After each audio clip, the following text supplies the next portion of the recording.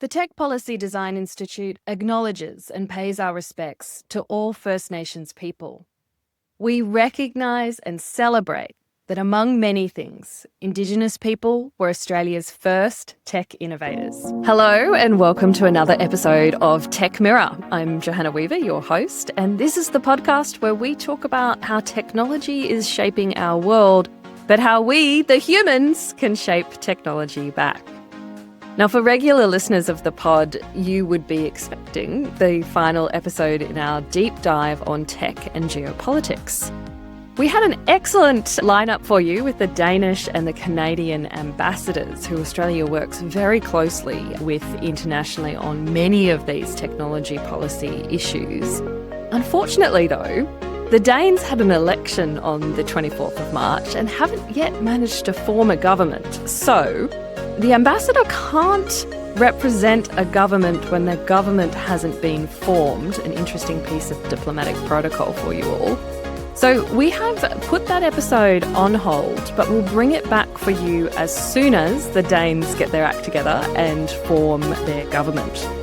But never fear, there's always something new and interesting to be focused on in tech policy land. And today we're bringing you an episode on the Children's Online Privacy Code, which is currently in draft form and open for consultation. And we have two absolutely stellar guests to join us, Carly Kind and Kate Bower. So welcome to Tech Mirror.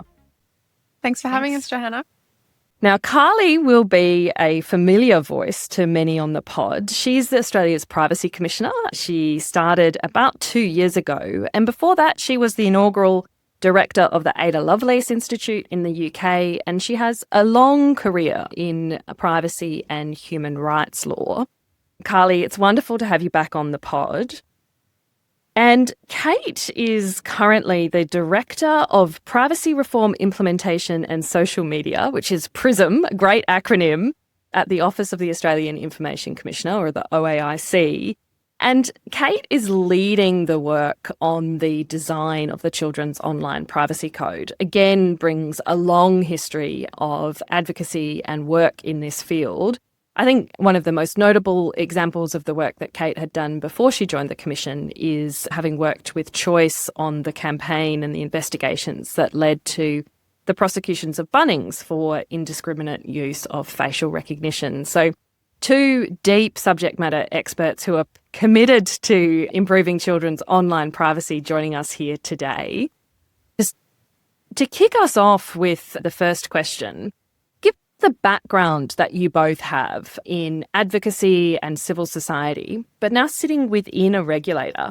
How has that background that the two of you bring shaped the way that you have engaged in this process of drafting the Children's Online Privacy Code? I think Kate and I both share the experience of working in civil society to affect change is one of working in constrained funding environments where you have to be really clear-eyed about how you're achieving impact and what that impact is and the best way to get there. And so I think we both bring that to our work. We're both very kind of purpose-driven, I think, in what we do.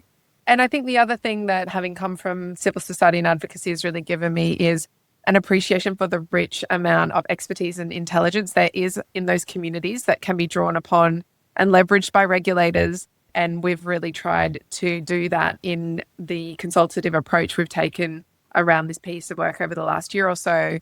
We know there's an immense amount of expertise on children's rights, children in the digital environment, and we've really sought to bring that into the OAIC, both literally in hiring people like Kate and her team, but also in terms of inviting those people to contribute to the consultation, to partner with us on building resources, etc. And what about for you, Kate? Yeah, I would say to a certain extent, advocacy is the art of the possible, and you're always operating those constrained environments. And I think that is similar to regulation, specifically at the OAIC, where we know that there are constraints. But the thing I think that advocacy background also gives me is a sense that I know how hard fought some of these opportunities are. And I think that really gives, I think, both Carly and I a sense of ambition about what's possible here and to not let this be a wasted opportunity, that it's very, very rare that we get these opportunities to actually uplift and really progress privacy rights, and particularly for some of those more vulnerable groups of children in our society. And we really take seriously that opportunity. And, I bear heavily the weight of the responsibility that comes with that. But I also am appreciative of the fact that we have such an engaged child rights and digital rights civil society in Australia who are really supporting us in that mission. And so I think it's been incredibly actually beneficial to come from advocacy, and now I kind of have to walk the walk, having been the person on the other side saying, hey, the government should do this, the regulator should do that. Now I have to kind of deal with the messiness and the complexity, but also the incredible opportunity that is. And Carly, I remember when you first started your term and we were talking about that part of the decision-making behind taking up and accepting the offer to become the Privacy Commissioner was because you saw that there was such an opportunity in the 5 years of your term. So for those listeners who haven't been following along really closely, can you just situate this Children's Online Privacy Code, which there is a draft out, which you're consulting on right now? How did it come about? What was the context for it? So as Kate said, civil society researchers, advocates have been really pushing for a Children's Online Privacy Code for some years now. Organisations like Reset Tech and others have really led that work. And in some respects, they were pushing out an open door, with the Australian government being very committed to both updating the Privacy Act writ large, but also in particular in advancing protections for children online. And we've seen the work that's been done in the social media minimum age space as one very prominent initiative to seek to achieve that end. So that pressure was building, and the consensus around the need for the code has been building for some time. I think it particularly responds to the fact that the Privacy Act is old legislation which is outdated in many respects. And importantly, it doesn't currently even mention children, let alone include specific protections for children. And so I think it became very clear that it wasn't fit for purpose in acknowledgement of all the ways in which children's personal information are currently being collected, used and disclosed online. So in 2024, Parliament passed the Privacy and Other Legislation Amendment Act, which was also known as Tranche 1 of the Privacy Act reforms. And Tranche 1 included few but important reforms to our legislative scheme. And the key one was really a mandate for the Office of the Australian Information Commissioner to develop the Children's Online Privacy Code. And I should say, we have been working now for 18 months or so to do that. In the first year, we did widespread consultation, as well as a lot of work in actually drafting the provisions of the code.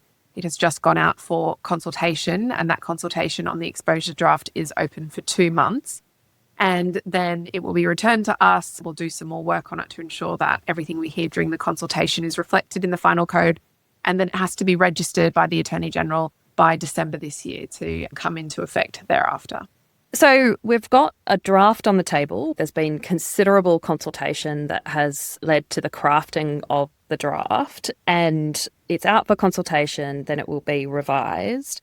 Kate, can you take us through, I guess, some of the key pieces of reform that you're hoping to bring forward in this particular code?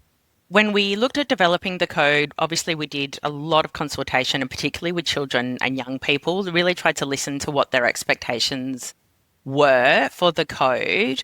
And some of the key messages that we got were really around young people wanting to have more knowledge about what information is being collected about them, but more agency and more control, and also a sense of they're having that agency control to opt in rather than things being automatic. So some of the key obligations of the code go to those points.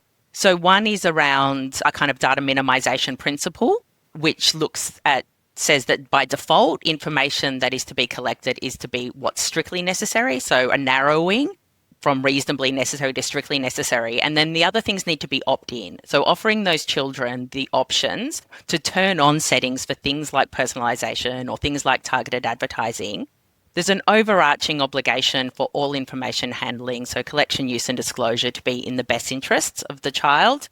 That was something that came clearly through, particularly from the child rights and digital rights spaces, as being a really meaningful protection, so that even when children choose not to engage in using those controls, they've got that safeguard that information can't be used against them.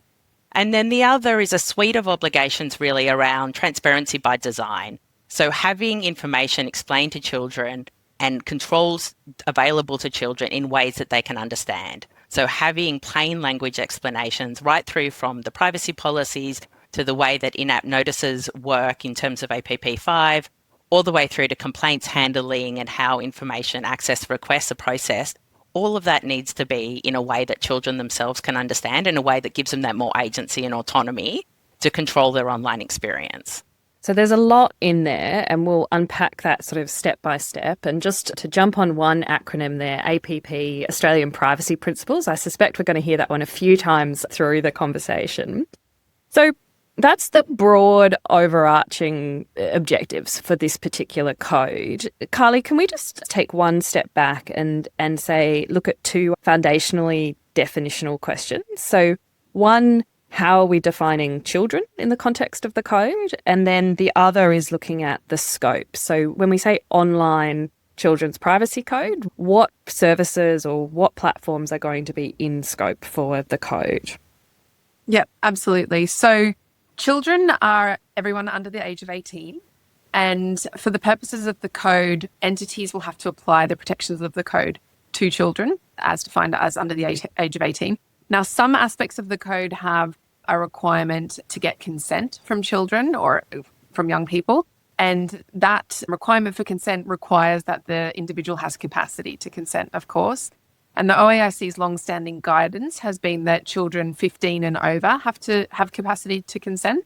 So for the relevant provisions in the code which apply to consent and the capacity to consent, if you're under 15, you require a parent or guardian to consent on your behalf. That's kind of one of the important distinctions the code makes. And we can come back to exactly what the code requires in that context. Importantly, the code requires entities to take reasonable steps to understand when they are dealing with children, actually, so that they can afford them the protections of the code. And in that regard, they've got two options. They can either afford the protections of the code to all users on their service or site, which would absolutely be our preferred outcome, or they can choose to apply it just to children, in which case they need to take reasonable steps to find out the age of the child. In terms of which services and sites have to comply with this law, the mandate given to us by Parliament was to develop a code that is directed at online services that are likely to be accessed by children. Now, that threshold, likely to be accessed, is the same that is in use in the UK with their age-appropriate design code, which is one of the instruments that the Australian code is kind of modelled on. Likely to be accessed is a kind of open evaluative threshold. It requires consideration of a range of different factors. We can't say yes or no, absolutely, that some platforms are or are not likely to be accessed, but it will require consideration of things like, is the platform directed at children? Does it have imagery and features that are particularly appealing to children? But also, does the service know for a fact or should know for a fact that there are a significant amount of children using the service? So a range of different factors will feed into whether a service is likely to be accessed by children. Now, in addition to capturing that set of online services, we've also proposed in the exposure draft to extend the application of the code to services whose activities are primarily concerned with the collection of children's information, children's personal information. And in that regard, we're trying to also capture online services where there's a bunch of children's personal information, but the child themselves didn't necessarily put it there. The child is not the user. Their parents or their carers or others in their life are their users. So in that respect, we're thinking about, for example, the apps that are used by daycare providers to track children's daily attendance and which keep track of photos and things like that. The final thing to say in terms of entities that are and are not captured by the code, and I probably should have begun with this, one is that they have to be an APP entity. So that means they have to already be captured by the jurisdiction of the Privacy Act, which has a few kind of nuances to it, but essentially is any entity with a revenue of over 3 million Australian dollars a year. And also that the code will not apply to health services. That subset of entities is excluded from the application of the code. So I think the two key takeouts for me out of that, Carly, listening to it is it's much broader in scope in terms of its application to platforms and services, not just social media, for example, like the social media minimum age restrictions or the delay. but also the different age banding that you have there. So social media laws are applying for 16 and under. The code you're talking about is applying to anyone under 18, but then you also have a pivot point at 15 for the consent. So I wanted to move now to a question from a TPDi youth ambassador. So this is a program that we have just kicked off at the Tech Policy Design Institute, and it's supported by Lego, which we're very grateful for their support for this. We've, through a selection process, identified 3 youth ambassadors to bring into all of TPDi's work this year to ensure that we are getting that intergenerational perspective into the technology policy design, because of course the people who are going to be living with the consequences of so much of this technology policy design are young people. I'm going to throw now to Bianca, one of the inaugural cohort of TPDi's youth ambassadors, to put a question to you, Carly. Hi, Carly. My name's Bianca Kendrick, and I'm the Alana Madeline Foundation's Youth Program and Policy Advisor. I wanted to start by saying thank you so much for all the effort and work you and your commission have put into developing the code. It's looking fantastic and really comprehensive, and we appreciate all of your work. The question that I had in relation to the code is whether social media platforms will be exempt from the code in relation to under 16s, because they are not intended to be accessing these platforms under the social media delay.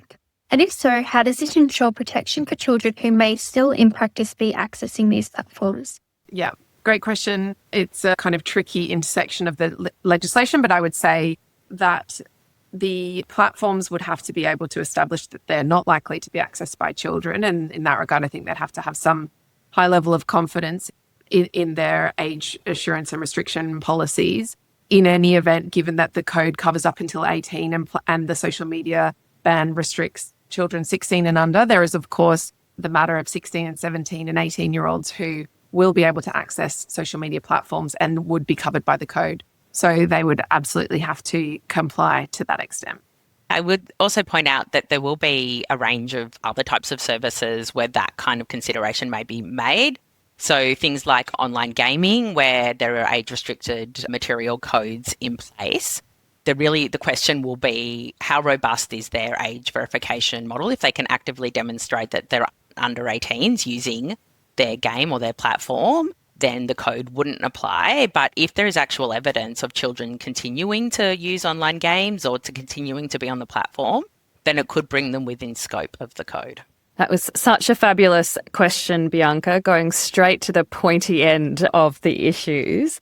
So, Kate, going to another question on the detail of this proposed code, it's proposing protections around requiring online services to notify children when their parents are consenting to the collection of personal information on their behalf. So this is when mum turns on track your iPhone so that you can be able to, or family monitoring, etc.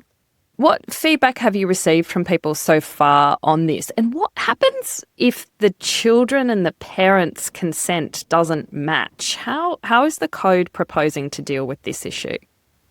So I'll speak first about how this has been received. I'd say this is one of the aspects of the code that people have been most interested in and I think has generated the most excitement. I think part of that is because it's a novel obligation and something that we've considered after speaking with regulators around the world, those who currently have children's code in place, such as the ICO we mentioned earlier.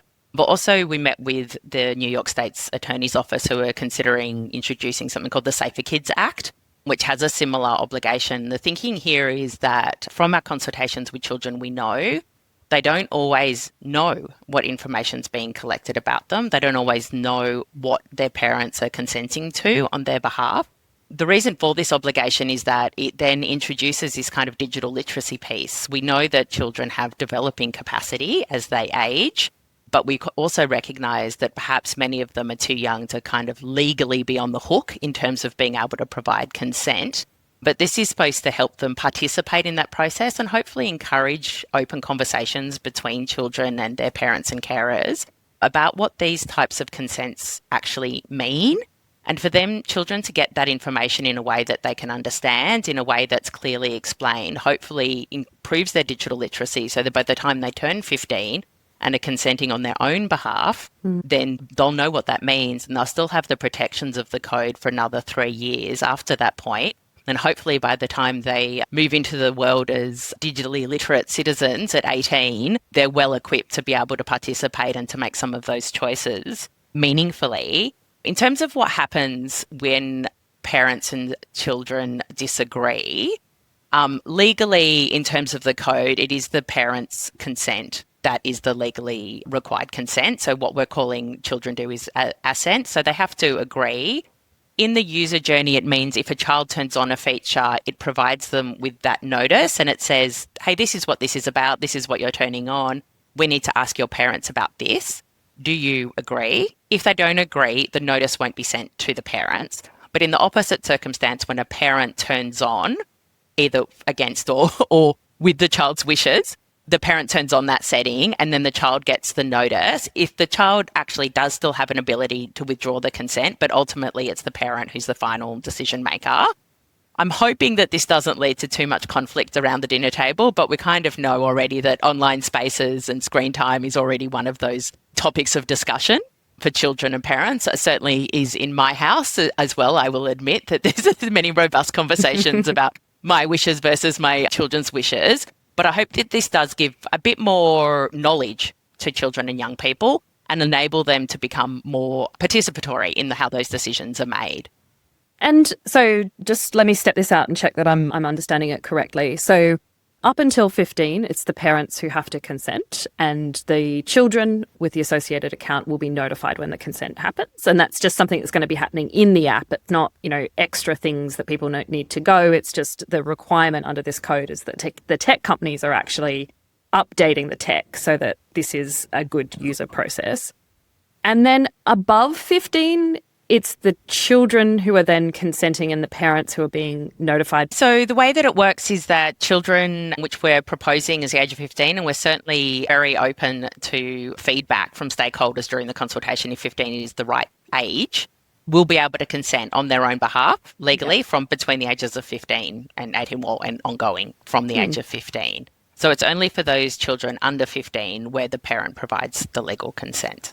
It's really interesting, and it is one of the things that our youth ambassadors praised, actually, in the feedback, this distinction between children and young people, and actually that helping to build the muscle of digital literacy of young people rather than just sort of you've got no access and then you have access. It's sort of, you can see how that is a progression that is positive. So on that note, we're going to go to another question from TPDi Youth Ambassador. And this question is coming from Rachel. My name is Rachel Burns. I am a mental health and disability advocate from Boorloo or Perth, Western Australia. I'm also the founder of Integrity Initiative. My question is, how is best interest of the child being defined and assessed for young people across different circumstances, particularly for those who might be more vulnerable, such as young people with intellectual disabilities or mature minors under 15? And importantly, how are these groups being meaningfully included in consultation or co-design processes? I'll take the second part of it first. We have had a lot of engagement with child rights organisations and others that work in community with children and young people to really make sure we're getting a broad subsection of children inputting into the exposure draft of the code. And we want to make sure that includes children from particular vulnerable communities. We also have worked with partners to develop curriculum materials for teachers to use in schools. And we've done that in kind of age-appropriate terms. And we hope that we'll be able to get some input from teachers and their students as well, including not only in written form, but also in visual form, which I think is a really nice approach. So we really have thought through, again, informed by all of the experts with which we've engaged, what is the best way to make sure we're getting the broadest possible set of input from children of all types and demographics and needs. In terms of best interest of the child, so best interest of the child is an internationally recognised standard that is found in lots of different legal frameworks. It originally comes from the United Nations Children's Convention on the Rights of the Child, which states that the best interest of the child should be a primary consideration generally when making decisions and taking actions that affect children. Now, in practice, what this means is that if an online service is collecting or using or sharing personal information about a child, it must consider what the child's best interests are, which includes asking, is this necessary? What are the potential risks of harm that might be associated with the collection? And that harm might include, for example, potential for exploitation, but not only of the kind of sexual exploitation, but also commercial exploitation that might flow from the collection of children's personal information, and really demands that the service ask, is this in the best interest of the child? And basically the code says if the collection isn't aligned with the best interest of the child, it can't be considered fair and lawful for the purposes of APP 3.5 of the Privacy Act. So again, it's a kind of open and evaluative criteria, but it doesn't require an analysis of the best interest of the particular child that the entity is dealing with, but is rather a more general standard of what might be the best interests of children more generally. I think there is some further detail in the explanatory statement that sits alongside the exposure draft that I think goes to this point. But in most instances, it is this consideration of the best interests of the child as a cohort of children. The expectation here is that entities will consider the service and the type of service it is and make some assessments about the cohort of children that are likely to be using that service.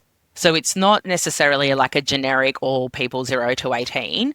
If your service is directly aimed at the early childhood space, or if it's a learn to read app, or if it's used in primary schools, for example, then the expectation is that you consider the actual user cohort of children that are most likely to be using your service, but you do also give consideration to what some of the vulnerabilities or the experience of marginalised children within that group. So it does require a consideration of those children who are at the margins or who might have different capacities or be experiencing different kinds of vulnerabilities. So it certainly won't be sufficient just to think, oh, I've picked a generic 10-year-old and therefore I've just thought about their best interests. It is more work than that. There will be some circumstances, particularly in relation to an information access request. The code introduces some new obligations around and some new rights for children to be able to request access to their information, also to request potential destruction of their information, that the entity may need to consider the rights of the individual child in that circumstance. So there might be situations where there may even be a tiny bit of conflict, I think, between what's the best interest of children as a cohort and that individual child. And certainly there is some information in the explanatory statement so far, but that is also something that I think will probably develop guidance on as time goes on and we see how these obligations play out in practice. But it's also the usefulness of a PIA. You know, that's a privacy impact assessment, so we don't go too far down the jargon route. There is an obligation in the code to conduct a PIA, and I think that's really where a lot of the heavy lifting of this can be done, to really think through meaningfully what's the information that we collect and is it in the child's best interest, and what else are we then doing with that information, and is that in the child's best interest? And so, Kate, you've just referred there to the obligation to destroy sensitive information, and that is an excellent segue into the final question we have from our youth ambassadors, which I have to say are such pointy questions. They're fabulous. Hi, my name is George Treganis, and I'm a penultimate year student in the Bachelor of Advanced Finance and Economics at the University of Queensland. And my question for the draft privacy code is that it states an entity must destroy sensitive information collected for age verification as soon as practicable. It also requires entity to take reasonable steps to ascertain the age of the user. Given that both reasonable steps and as soon as practicable are inherently qualitative, how will the code prevent this ambiguity from being exploited in practice? Thank you.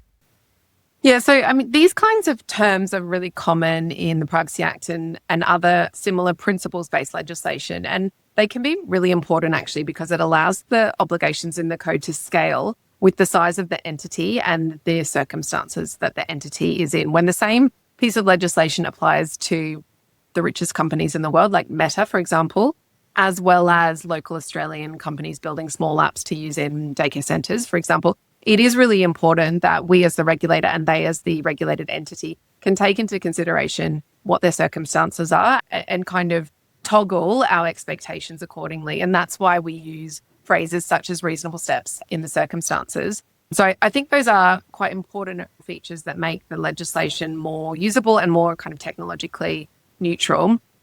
Having said that, I think those kinds of requirements should also be viewed in the context of, for example, the best interest obligation in the code. So in all circumstances, we are asking entities to ensure that they're doing the right thing by children. And any deliberate attempts to contravene that, or I suppose kind of disingenuous interpretation of principle-based requirements that conflict with best interests of the child won't be consistent with the spirit and purpose of the code and therefore be in compliance with it. And I think that's why we're relatively happy with where we land in terms of using those more scalable obligations against a backdrop of strong requirements where possible and absolute requirements where possible, and the underpinning of best interest of the child, which goes throughout the code.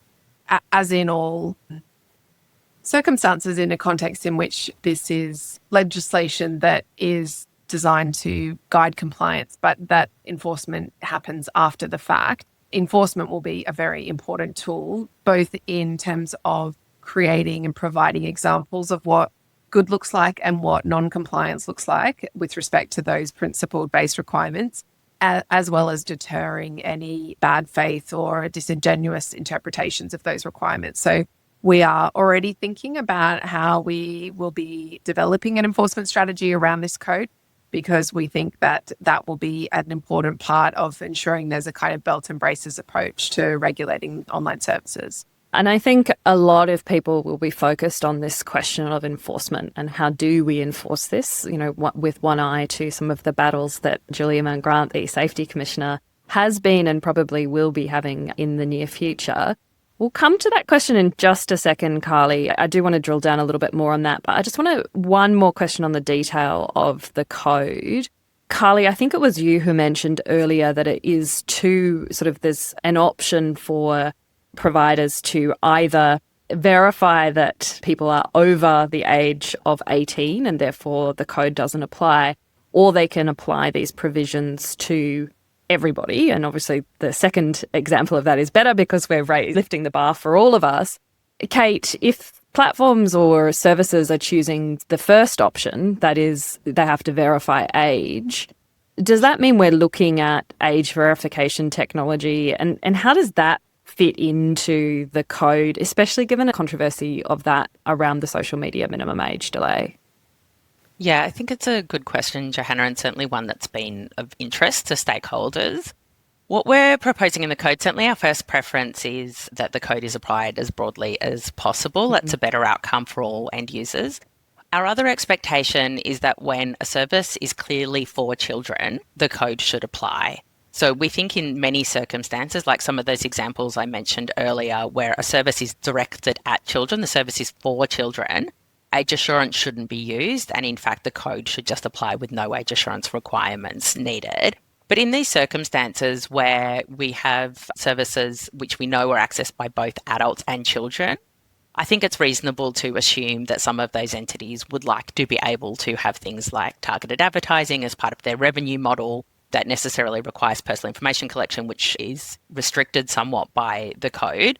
So I think realistically, we think age assurance will be used. But what we're proposing in the code is, firstly, if there is already an age signal that can be relied on, so for example, if this is an online service that's subject to the age-restricted material codes, if this is an online service that's subject to the social media minimum age, there's opportunities to rely on, or perhaps it's a service like a bank which has a know your customer requirement.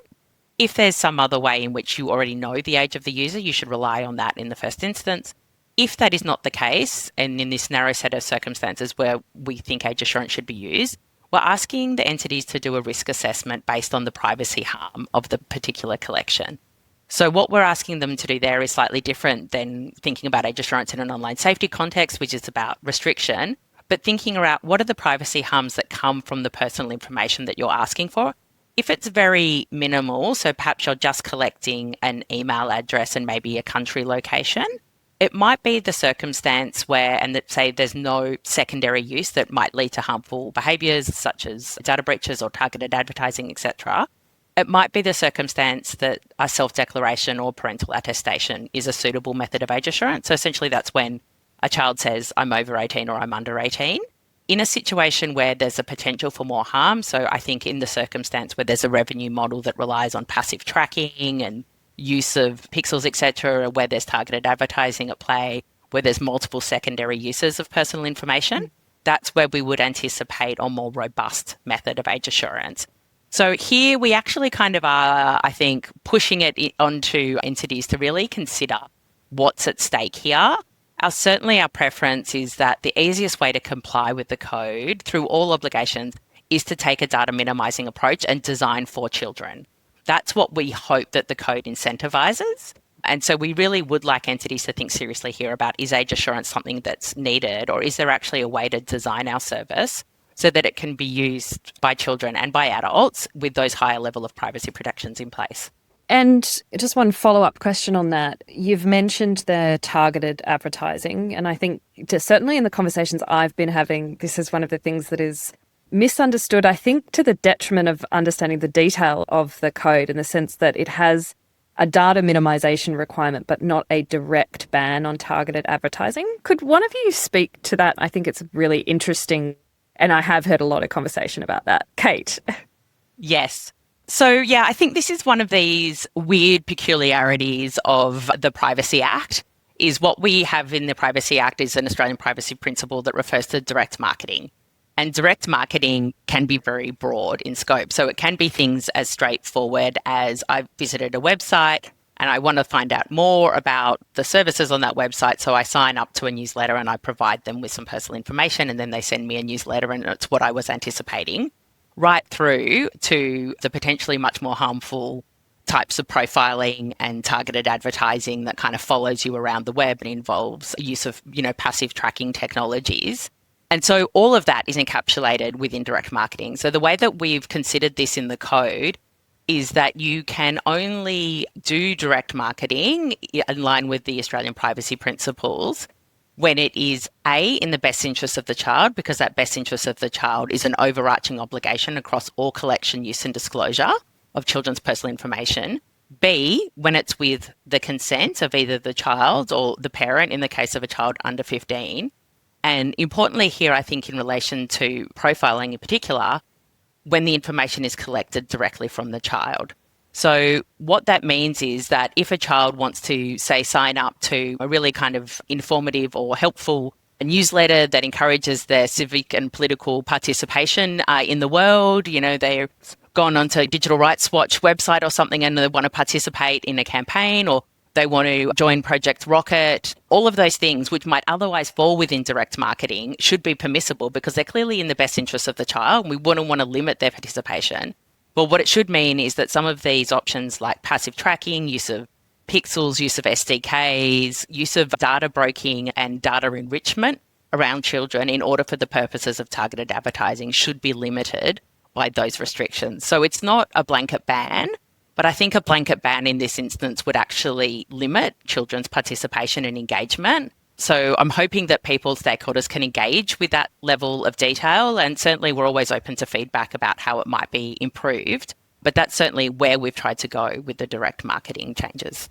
And I think it's another example of the very nuanced but very, I think, sensible approach that you're taking through this in really considering the rights of the child and the rights to participate, but also the need to have some higher levels of protection for younger people and how we can thread that needle. So I want to pivot a little bit now and move away from the detail of the code, at least what's in the draft. And this is very much open for consultation now, and we'll provide some details at the end of how people can participate and help answer some of these questions. But Carly, let's look at the code a little bit more in context. So you've mentioned the enforcement and enforcement going to be a key challenge. Let's assume we're on the 11th of December, when I think it's the 10th of December, the code has to be enforced. So we've passed the deadline. We've got this fabulous online child's privacy code in place. Are you worried about enforcement, given the size of some of the companies that you're likely to be coming up against and the size and heft of the privacy commissioners, your office, the Office of the Australian Information Commissioner, which I'm just going to say again because I say every time I talk to you, but no one seems to be listening, needs to be funded more. But Carly, how are you thinking about that enforcement battle, which is definitely going to be ahead of you? Yeah, I think given that enforcement is a really important kind of lever to ensure compliance, generally speaking, but I think particularly when you have new obligations like this, being able to enforce them and being seen to enforce them is really important to encourage and motivate compliance. I think the biggest challenge for us is going to be related to resourcing in the sense that there are a lot of obligations in the code. There's going to be a lot of online services captured by the code, and some of them, as you say, are going to be very large entities. And we do have a wide range of regulatory and enforcement powers that we can use. And actually, that's to our benefit, absolutely, because we can choose the right tool for the right issue and problem and entity. But I think it will be a challenge for us to take the number of enforcement actions that we would ideally like to do to really kind of boldly take this code from proposal to reality. And we'll have to be very proportionate and very strategic, I suppose, in which enforcement actions we do choose so that we're able to also achieve results in those actions as soon as possible. Because one of the things we know from experience is when we commence enforcement action, particularly against large entities and particularly against some of the digital platforms who really have priced in regulatory action as the cost of doing business, we find ourselves in kind of multi-year long litigation endeavours, and that wouldn't necessarily be the best thing for the community. So we will have to be specific and tactical in how we choose our enforcement options here. But the other resourcing challenge will be for us, because we have a complaints handling function, we're able to receive complaints for contraventions of the Act, and we will be able to receive complaints for contraventions of the code directly. And we're in a circumstance in which there's no dedicated dispute resolution scheme for digital platforms in particular. We anticipate that we will get a lot of incoming complaints from children and their parents and carers, where if we're doing our job right, we will get a lot of complaints because we will have educated people well about the obligations in the code.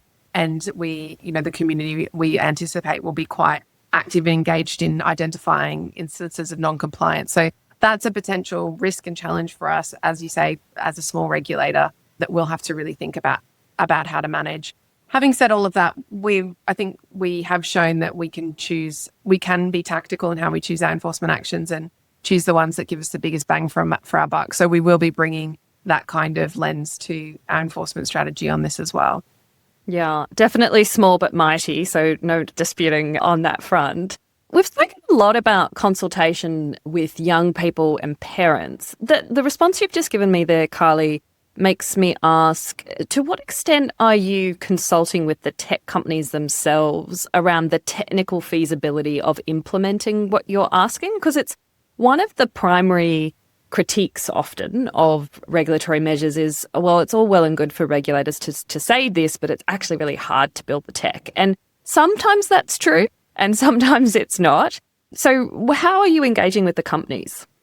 Yeah, so Kate's team have done an immense amount of work in this regard. In the first round of consultations, in which I think we engaged with around 60 representatives from industry, and now going into the second round of engagements where we're holding multiple webinars, roundtables, and other sessions with industry, particularly trying to look at different sectors and subsectors. So digital platforms are only one, but others as well. We absolutely are genuine in our desire to hear from those entities about where the proposals in the code aren't workable, including where they're not technically workable. We are, however, Johanna, informed by a few factors. One is that the code leverages many obligations that are in existence in other places, both in Australia. So, for example, age assurance requirements are now found throughout the e-safety codes, for example, as well as through the SMMA scheme, and also internationally. So one of the areas of questioning we've had is whether there's a workable way in which to give effect to the right to have data deleted or destroyed. And that, of course, is very firmly established in the European Union, where the GDPR has made that right a reality for more than probably somewhere around 8 years by now. We have been kind of conscious of the technical feasibility and tried to leverage that where it is enshrined in other jurisdictions. And as I referenced earlier, the UK's age-appropriate design code has also been an important reference point for us. And so that's a really good and I think important point is how this fits in internationally with other obligations. So Kate, Carly's referred there to the UK Age-Appropriate Design Code. There's also the Islands Children Fundamentals on Data Processing. I mean, these all have terribly boring names, but they're so important in terms of like the impact that they have on people's lives. So rather than asking you what is the things that are the same, I actually want to flip the question a little bit and say, what is different in what Australia is doing? Where is our point of difference? Is there points of difference? And if there are, why have we taken the decision, or why have you taken the decision to depart from the practices in other places around the world? Well, as you say, some of these codes have been in place for a number of years, and in some ways that kind of looks a little bit like Australia's lagging again. But it actually is also a fantastic opportunity to learn from, to gather insights, and particularly in the case of the UK, who are about to embark on a review of the Age Appropriate Design Code. We've very much benefited from conversations with the UK regulator, ICO, but also with Ireland and with Canada and New Zealand, France, anywhere where they're either considering introducing these obligations or where they've been in place for some time. Certainly, the message we got loud and clear from engagement with industry last year was that where alignment is possible, we should seek to do that, because it certainly does make implementation more straightforward. And so we have done that to a large extent. But also from those conversations, we've learnt where some of those sticking points are, or where some of the enforcement challenges have been, or been able to learn from those other regulators about, oh gosh, if we had our time again, this is what we might have done differently. And so some of the novel obligations go to that. So for example, there's the obligation exists in the Age Appropriate Design Code around notification of parental controls being notified to the child user, which we've brought in. And there is also one around geolocation of parents tracking that, but we've extended that to any user of the service. So for example, that might mean it's probably a bit dated now, but this idea of when Snapchat first turned on Snap Maps, and suddenly all these people were suddenly like, oh, I didn't realize I was sharing my location with everyone in my contact list. So just some really kinds of basic lessons learned from how these obligations might be improved from other regulators. And then the other novel obligation is the one that we talked about too, this two-step consent model. And that was really speaking to child rights experts, speaking to the New York State's Attorney's Office, learning from them. And in fact, it was ICO who first referred us to that Safe for Kids Act as when we were having those conversations around consent as something that we might want to consider about how do we more meaningfully engage children and young people in that process of consent, and really think more about digital literacy. The other thing I think that we have done novelly is the consultation approach. Certainly in the first design of the Age Appropriate Design Code, regulated entities and this issue of technical implementation was really that kind of critical point. And I think that's shown that it can be done, that it is technically possible. In fact, it's already happening in other jurisdictions. And that kind of freed us up to really think about, if we speak to the community at large, people who have an interest in this, and parents and children are such a large part of our regulated community, the people who benefit from the OASC upholding privacy rights and privacy protections, what are their expectations from the code? And that's really enabled us, I think, to move further into that space, and also to demonstrate, walk the walk, if you will. Like we're saying, you need to explain to children what privacy means in plain language. We also wanted to demonstrate that that was possible, and it was possible with a pretty small team and a pretty small budget. Like that this is actually not something that requires you to spend millions and millions of dollars, that this is something that you can do if you want to. And I think that's also something novel that we've brought to the development of the code as well as the obligations. We talk a lot at TPDi about best practice technology policy design, and there isn't actually a lot of examples in the Australian tech policy ecosystem in recent times where I can point to, but I think this is one where you actually are going through, almost in textbook style, the stages of best practice tech policy. So acknowledge, applaud, and we need to see more of that, because the outcomes at the end will be better, as I'm quite confident we will see with this. So, Carly, stepping a little bit away from the privacy code now, but not totally, how do you see the children's online privacy code interacting with other pieces of technology policy in the ecosystem? So here I'm thinking about things like the social media age delay, but also the forthcoming digital duty of care, which the government has committed to implementing in this term of Parliament and just recommitted to the response to the online safety review that came out a week or so ago. It'll be a couple of weeks by the time this goes live. This is such an important piece of regulation. How does it fit with the other pieces of the puzzle? Yeah, I think that there's a lot of synergy between the code and the digital duty of care proposals, as well as the existing regulation in the social media space. I think what the code, does really well is it lays a really important kind of bedrock of protection for children when it comes to their personal information that can really span sectors and practices in a kind of technology neutral way, which I think is quite important as we see, the potential for terms like or sectors like social media to really fundamentally change, actually, particularly as we move into more AI-driven technologies. Our very conception of social media or even digital platforms may change fundamentally. And I think what the code does is it looks at everything through this cross-cutting lens of personal information, which is so integral to different services. So I think that will lay a really important foundation upon which other things can be built or certainly complement, including the digital duty of care. I also think because the code includes the requirement around a privacy impact assessment, I think there's, again, a lot of synergy with requirements to do risk assessment around duties of care more generally. And so I think and hope, and certainly it's our aspiration, that by acquitting your obligations under the code, you'll contribute to acquitting your obligations in other requirements in this space as well. So I think there's a lot of synergy there. The last thing I'd say is that you may have noticed that a recent theme in lots of our regulatory work has been around fairness. And the code takes that forward in really important ways as well, as we've discussed, including in respect of nudge techniques, which we haven't talked about too much in this call, but is another thing that's covered off by the code.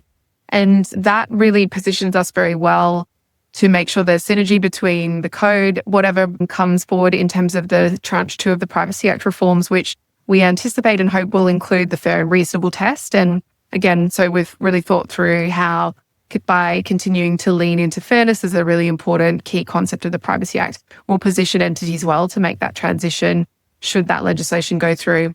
And also the unfair trading practices work that's being done by government as well, and the kind of crossover there too. So I think we're really conscious of that broader environment of legislative change and acknowledge that there's crossover, but I think that creates synergies rather than gaps. Another thing that I particularly like about this code is the breadth of it. So you're sort of future-proofing, not narrowing and saying these particular types of technologies. It's broad enough that it will be able to stand the test of time. So another really pivotal requirement, recognizing that you're not going to be able to go back and do these things over many times. And for folks who are interested in learning a little bit more about some of those concepts that Carly was just talking there, both the unfair practices, but the fair and reasonable test, you can go and listen to the final episode in the social media mini-series that we had on the podcast at the end of last year, which is talking about many of those concepts. Kate Bower, is privacy dead? Is it an outdated concept? Children have different concepts of privacy. You hear all this all of the time.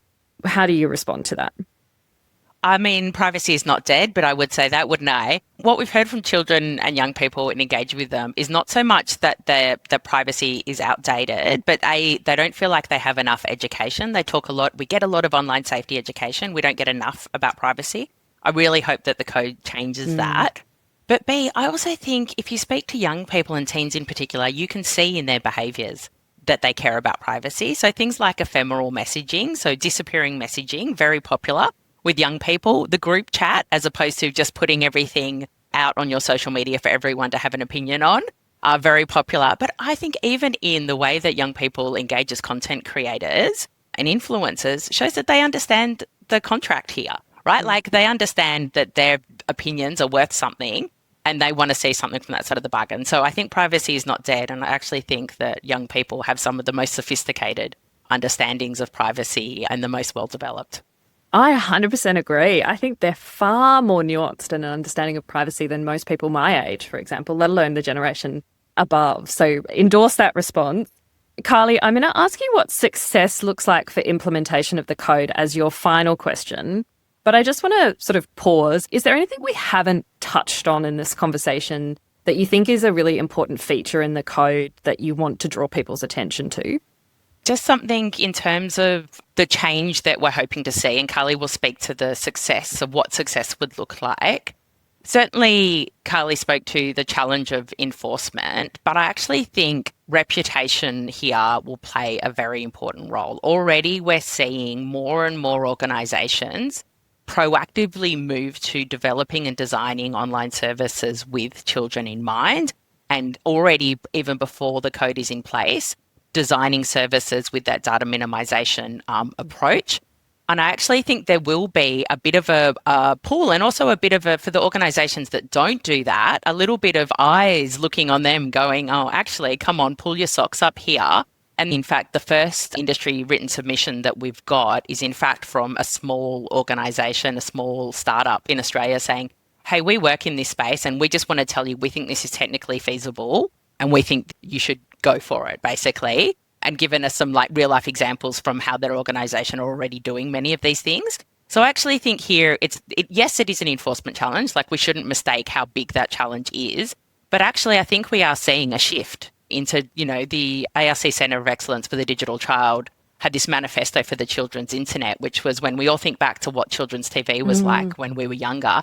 This idea that you would have a Sesame Street or a play school that was designed with children's developmental needs in mind, that was for children and in their best interests, that's what's been missing in the online experience.